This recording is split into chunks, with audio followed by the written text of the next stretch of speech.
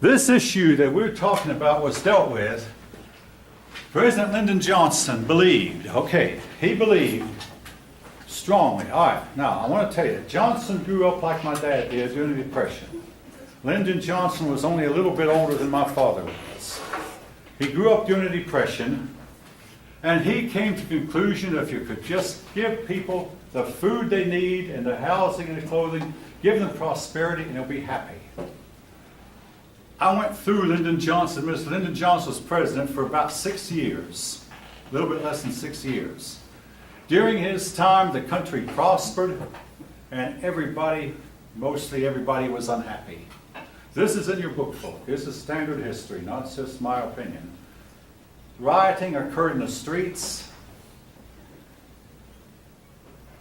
Constant rioting over racial issues, rioting over the Vietnam War, and even riots over poverty. He issued food stamps, and the food stamp program began with him, and the food stamp program still exists. And one of you pointed out, in one of your, I don't know if it might have been one of you, maybe someone in the other class. I mean, I don't know which one of you said what. I started to write a record of who said what, but then that would have taken too much time. But one of you said that a lot of people today who are collecting food stamps, you visit their home, they have a wide-screen TV, and every member of their household has a cell phone. All that poverty, but I mean, anyway. He got up medical care for the aged, Medicare, and again, on a personal note, I'm on Medicare myself. I mean, I'll be 70 years old in less than 2 months. Okay, everybody circled your picture if you. All right. So I'm on Medicare myself, and I do benefit from it. He got up aid to education, and folk, now I want to remind you of something. Every time you fix something, much of the time, not every time, much of the time, a new problem comes up that you did not anticipate. Education took a nosedive. Yes? I didn't hear you. Who did you say implement the food stamps and Medicare? Medicare, well, it's medical care for the aged. No, who did you say implemented? Johnson, Lyndon Johnson, the Great Society man, Lyndon Johnson. President Johnson. Age education, he got that up. Lyndon Johnson left office a very bitter man. I mean, Herbert Hoover did not allow himself to become bitter, but Lyndon Johnson did. Thinking, I've done all this stuff for the people and nobody likes me, and practically hardly anybody did. Again, Vietnam did a lot to destroy him. Now, in the meantime, the Supreme Court asserted itself, and not always in good ways. The Supreme Court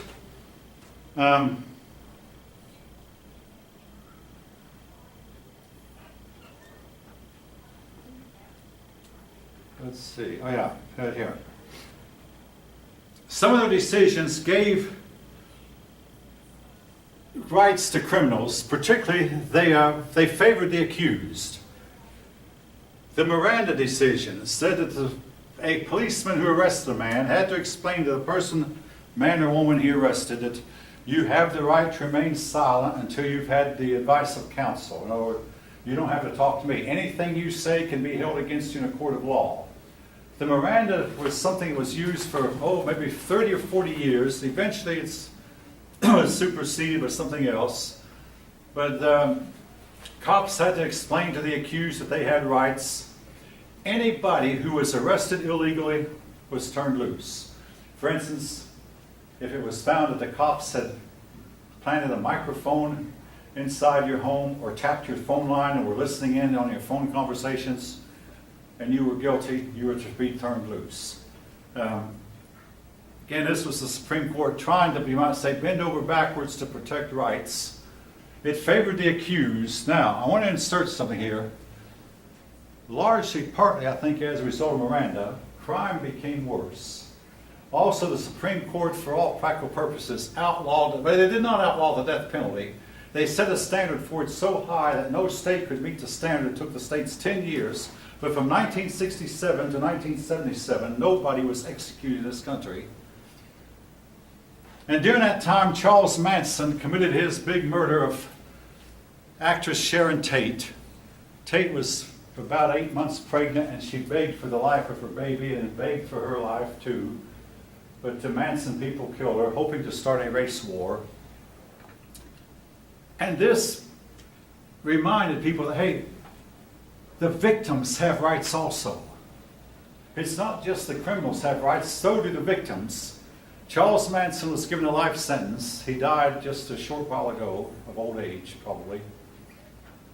Not one member of the Manson gang who was involved in the Sharon Tate murders has ever been pardoned or paroled or released from prison. Not one. They're all either dead or they're still there. Again, because the country started recognizing, hey, the victims' families have rights too. The victims have rights. It's not just that the criminal has rights. All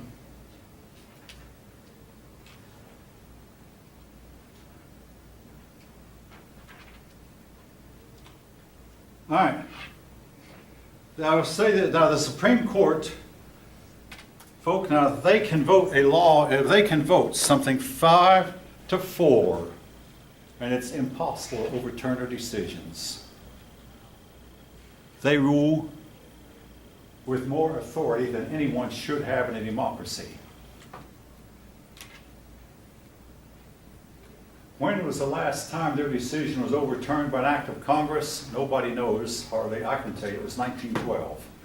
Congress passed an income tax law. The Supreme Court declared it unconstitutional. The Congress then passed a constitutional amendment legalizing income tax. Folk, if there were true checks and balances, the Supreme Court should have its decisions overturned 2 or 3 times every year by either the Congress or the President. The Supreme Court was never given in the Constitution the right of judicial review. They usurped it. This you can find out to be true if you check the records. They make our moral decisions for us, and they serve for life. President Theodore Roosevelt said that their decisions should be reviewed by a popular vote, but that idea was considered too radical. I had one pupil who I thought was liberal said it's going to take someday a president who will have the guts to stand up to him and say, no, we won't stand for your tyranny anymore. They rule like tyrants. And what's more, their decisions are totally unpredictable. You can never tell which way they're going to go. And once a man gets in that position, well, like Eisenhower appointed 2 men whom he thought would be conservatives, Earl Warren and Brennan, and they both were as liberal as they come.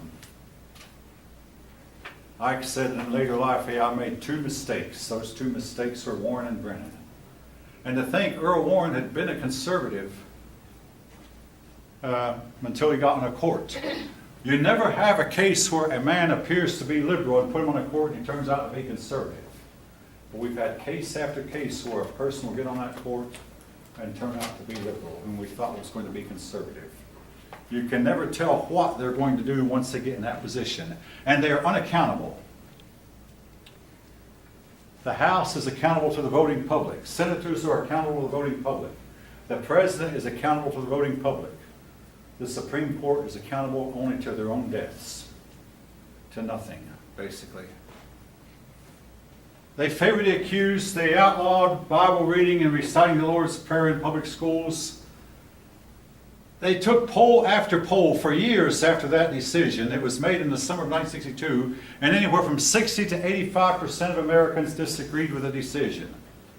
It stands to this day because you don't want to offend certain people. There are people who are not Christians who don't want to hear the Christian Bible being read, and you don't want to offend them. Therefore, but I want to comment. The public schools have gone downhill, and further downhill, and I keep wondering how much farther down can they go. 40 years ago, a professor at UT said, given 20 years, the public schools we know it will not exist. He said the private school will take over. The charter schools are coming along, and the private school is still with it. More and more parents are taking their kids out of school and homeschooling. I did, and I don't regret it. And I said to my oldest daughter, who's now teaching, I said, now maybe you understand why we do not want you in these public schools. she seems to understand. Title IX gave more rights to women as a result of Title IX. Now, folk, as a result of Title IX, you have women's basketball teams. But why don't high schools and colleges have women's football teams? I don't know if you're aware of it or not, but fielding a football team is expensive. I mean, when I was playing high school football, the average uniform cost $100 per uniform. Today, I believe the average helmet costs $100. To field 50 boys in uniform costs close to $100,000, if not more. Not to mention the cost of the stadium. And you can talk out the Title IX, or another thing, you have to get 50 women and 50 girls in a high school who are willing to play the game. You can't find them. Title IX, by the letter of that law, it said that if a high school had a boys' football program, it should have a girls' football program also. Well, guess what? They don't exist. Now, women's basketball does exist. For one thing, you only need 5 people. Well, you actually need about 12 people to join a team. You have about 12 players. Only 6 or 7 get to play regularly. The others are used for practice personnel. I coached basketball. And I always wished I had about 10 or 12 players, but I never had that many. Particularly youth league basketball, they only give you about 7 or 8 players. That way they guarantee everybody plays. But it's hard to have a practice with only 7 or 8 players. But anyway, Title IX. Now,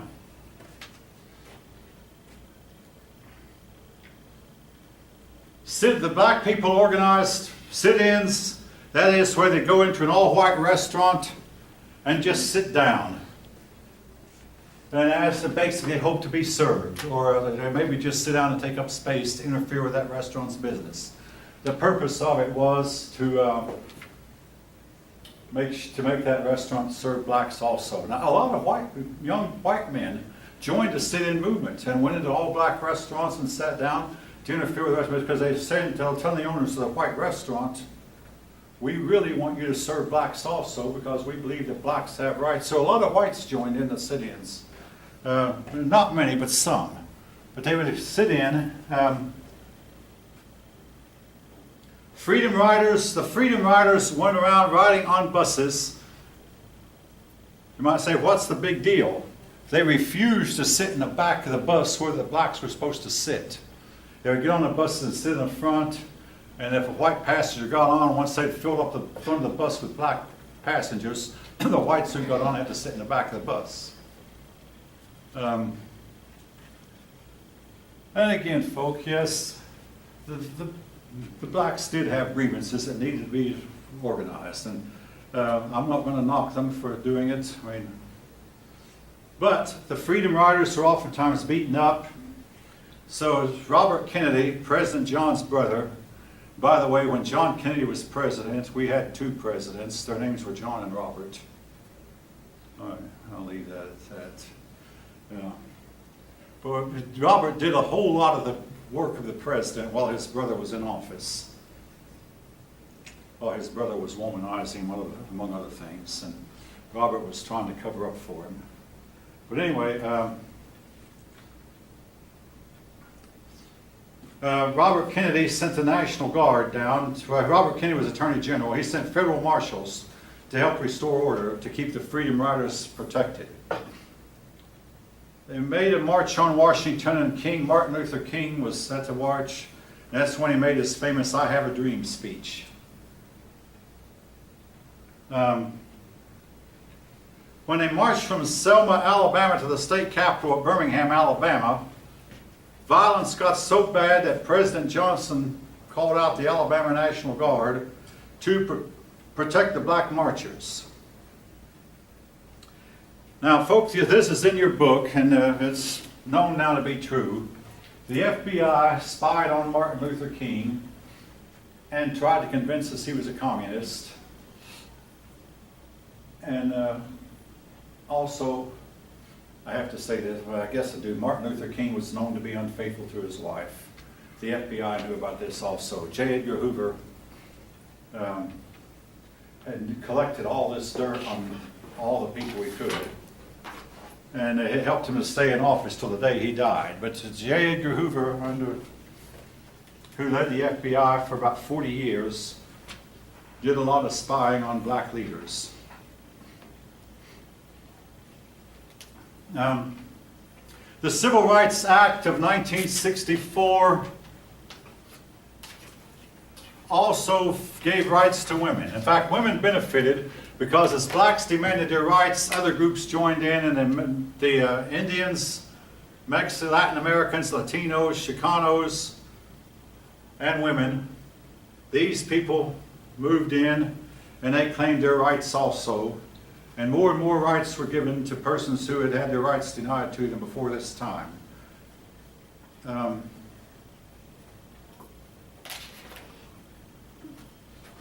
Eventually, Martin Luther King Jr. was assassinated. As is the case with almost all assassinations, the assassination is controversial. There are persons who said that the man accused, James Earl Ray, who was not a good man by any means, but that James Earl Ray did not do it.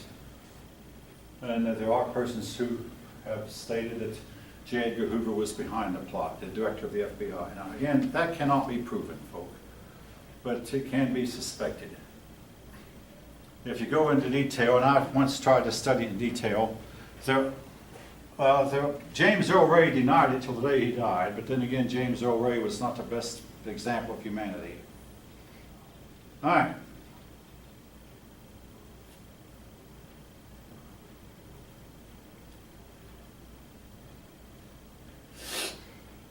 Johnson, like I said, became very unpopular. They blamed it on the Vietnam War. His unpopularity led to him deciding to not run for the next election. In the meantime, the Republicans... All right, folk, if you know anything about a pendulum clock, the pendulum will swing one way and then swing the other. This is true with democracies. When the pendulum swings too far one way to swing the other, we had Johnson, we had a war, we had prosperity, but finally the country said, okay, enough of the Democrats, let's go back to Republican. Now Nixon barely won the election in 1968. And in fact, it looked like he was going to be a one-term president and lose in 1972. But anyway, Nixon won barely in 1968. And he immediately faced economic problems. The most important thing I think that he did was he took the country off the gold standard. All right, why is this important? Gold was once set at value of $32 an ounce. And for many years, gold was $32 an ounce. Well, he said, we're not going to be on the gold standard anymore. Paper money today is nothing but that, it's paper. Not backed up by gold anymore, which means you cannot demand gold at a bank for your paper money. Gold at one point went up within a few years to $800 an ounce. I don't know what it's trading at now, but I think it's around $600 an ounce, if anybody knows. It varies from day to day. Inflation became a real issue at that point. And unemployment, when he took us off the gold standard. Unemployment went up higher. Inflation took over. Nixon tried to combat inflation with not a whole lot of success. Inflation is where that prices keep rising higher and higher, and you can do little to control it. Prices have somewhat stabilized. Under Nixon and Ford, who followed him, and Carter, inflation just really ran rampant. Reagan is credited somewhat with bringing inflation under control.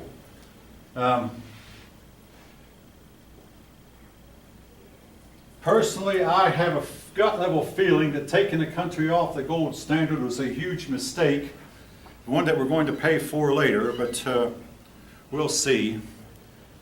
Inflation also helped destroy the Roman Empire back 1800 or so years ago.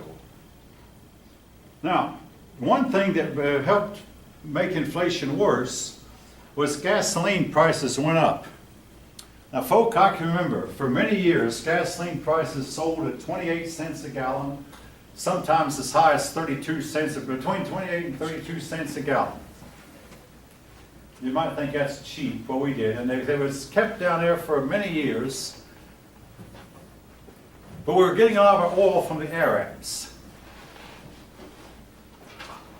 Well, in 1973, the Arabs started a war with Israel, and the United States moved in to help Israel and sent a lot of aid to Israel. The Arabs retaliated by creating an oil embargo. And with the oil embargo, forced gas prices up, because if you know anything about economic scarcity brings prices up. The price of gasoline went up to 40 cents a gallon, and folks, I remember when we thought that 50 cents a gallon was a lot. Gas went 50 cents and 65 cents a gallon. Eventually, gas prices did hit $1 a gallon. It took several years. I bought some gasoline last night at $2.65 a gallon, and we think some of us think that was low, because I have paid as much as $4 per gallon of gas. Now,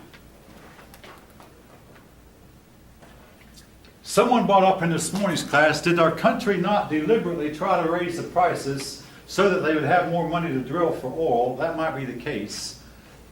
But there came about this time a fear that there was a fuel shortage.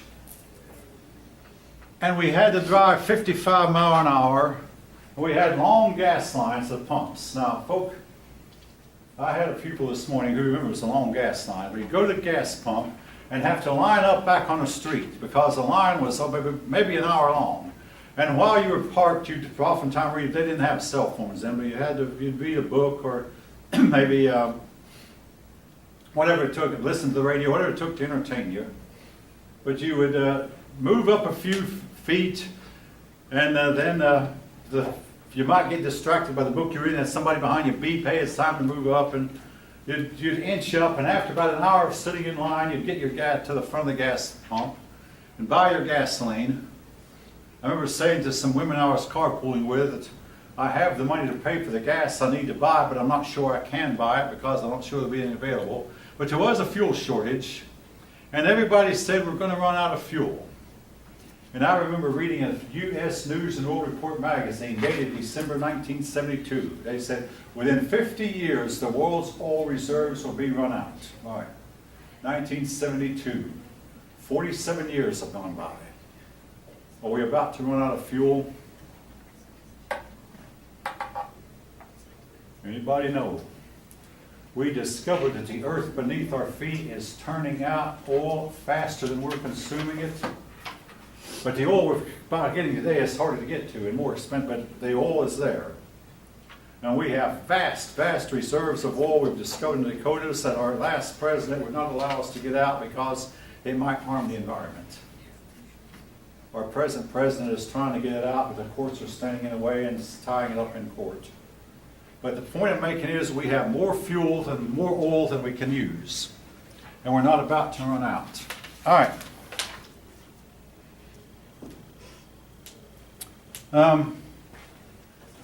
55-mile-an-hour limit was imposed. Nobody hardly kept it, but people did slow down. As a result of the 55-mile-an-hour speed limit and as a result of better cars, the rate of highway fatalities dropped. We still have a lot of fatal accidents, but the rate of fatalities has dropped. And a lot of people you'll see walking today, would not be walking if we still had the old cars with the old roads and the old speed limits.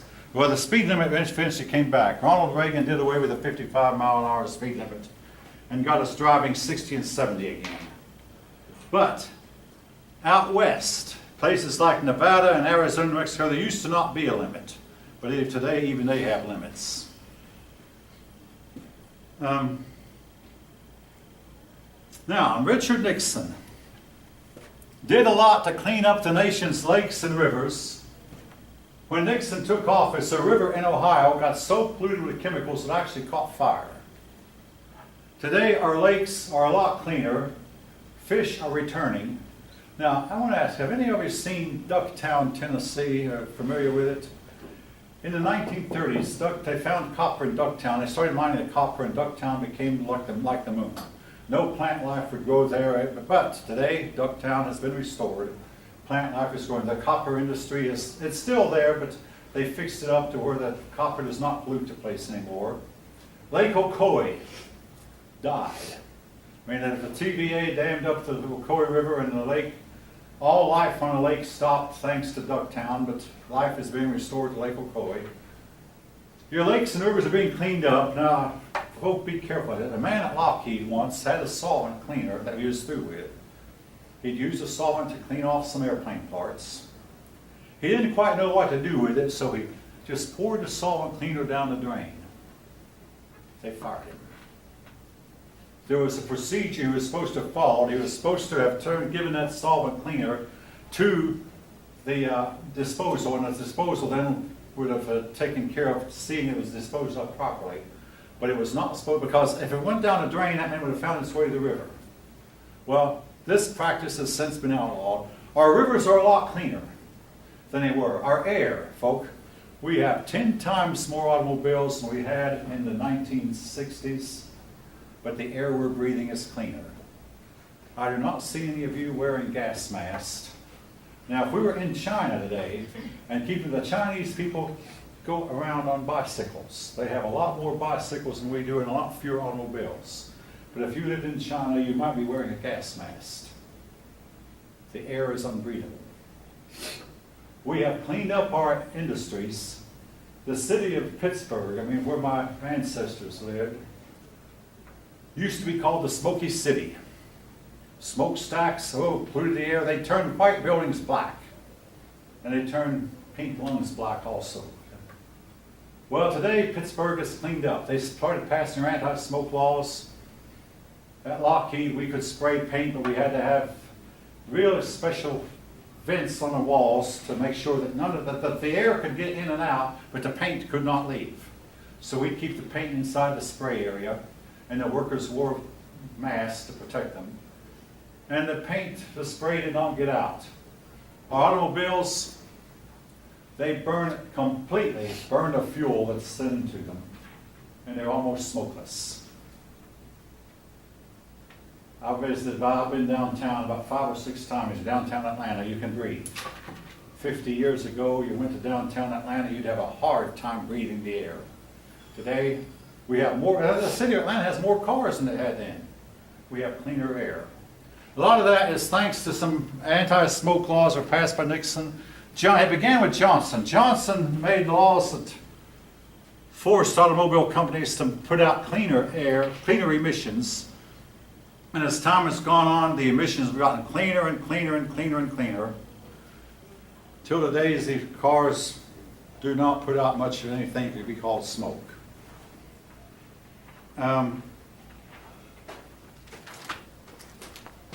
Okay. All right. By the way, the persons who just walked in, will you please circle your picture? And, okay. I count people present if there's any way at all that I can. Any way at all. All right. Richard Nixon was for the Indian, and your book states that under him, Indians began to feel like their lot improved. He tried to get them off the reservation, but let them stay if they wanted to stay. But the Indian began to get a little bit more self-respect. All right. Now, chapters 28 and 29 overlap a lot. And again, if you do any delving into history, you know why. History, when you come to very, very recent history, you wind up compartmentalizing it.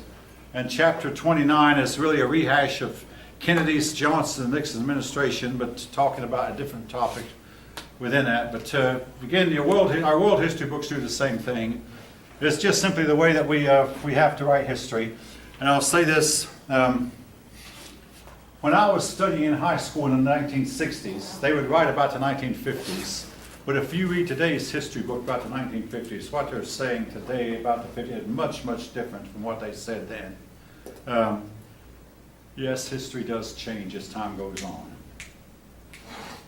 You might say, how can that be? History is written by people, and people want to remember different things, forget others. And I was just 2 nights ago watching a video